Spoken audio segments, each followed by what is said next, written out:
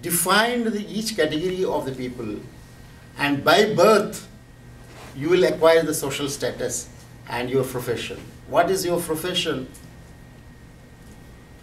is defined even before you are born. So all the Dalits, they have to do menial jobs outside. And if there is a talented person in that community, any one of those castes, and say that I will read and write, you will be beheaded. This is the kind of Brahminical ideology. And it's a very vast expanse of Brahminical ideology that exists. It's not a simple few things that I am talking today. So, when the British came to India,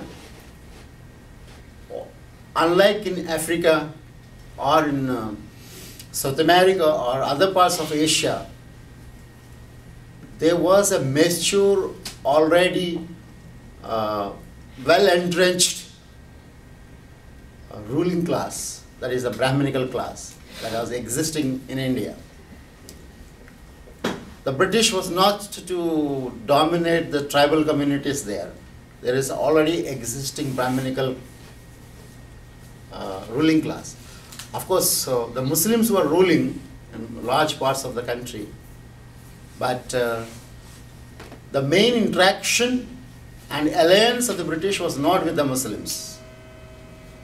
They allied with the Brahminical forces, the Brahminical feudal and Pandit the classes. And they defeated the Muslims by allying with this Brahminical ruling class, and finally finished off the Muslim rule. The Muslims were completely different from the Brahminical class that existed. The Muslims never allied with the Brahminical ruling class. Their divide always remained.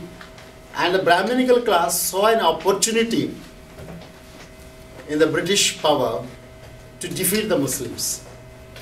And the British saw an opportunity to rule without much difficulty. If a handful of these Brahmin classes, which are already in power for 5,000 years, if you ally with them, this vast country can be ruled. That was the alliance. And then, as a result of that, the British, who had never caste in their society, the British colonialists, and who brought the Christianity as a separate religion, and who particularly carried on their backs at that time, was the so-called or the great European Enlightenment project. The European Enlightenment project, which includes the liberal humanism as its ideology, promised the Indian people that we will give this liberal humanism to all of you, to bring to you a modernity from your backwardness and brutality, bestiality of your life. We will give you this liberal humanism, which will change your lives.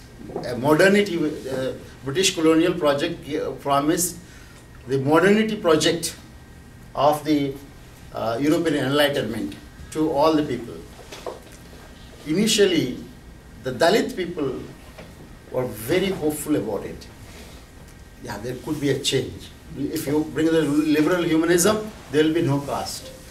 But very soon, they understood the strongest alliance was between the British colonialists and the Brahminical ruling classes, and very soon they started translating this Hindu Brahminical texts, which actually have this Brahminical ideology in it.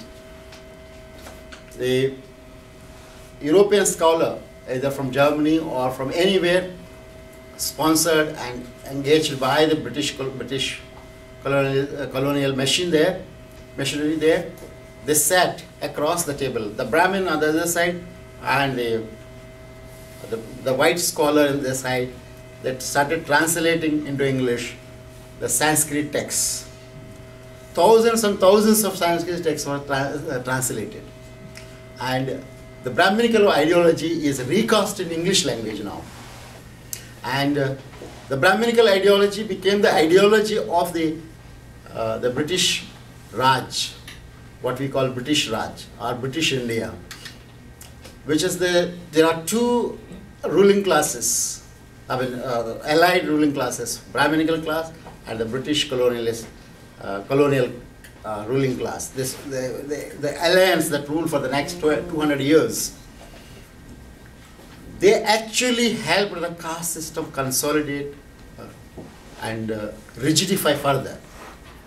Whatever flexibility, that slightest flexibility that existed before is completely destroyed, and a stratification of castes and codification of castes, as the colonial mission always took the categorization and as an important component of their tasks. It happened, and now the caste system got well entrenched, and there was not a single change that could be thought of to be brought in these conditions of untouchables and who were called Dalits.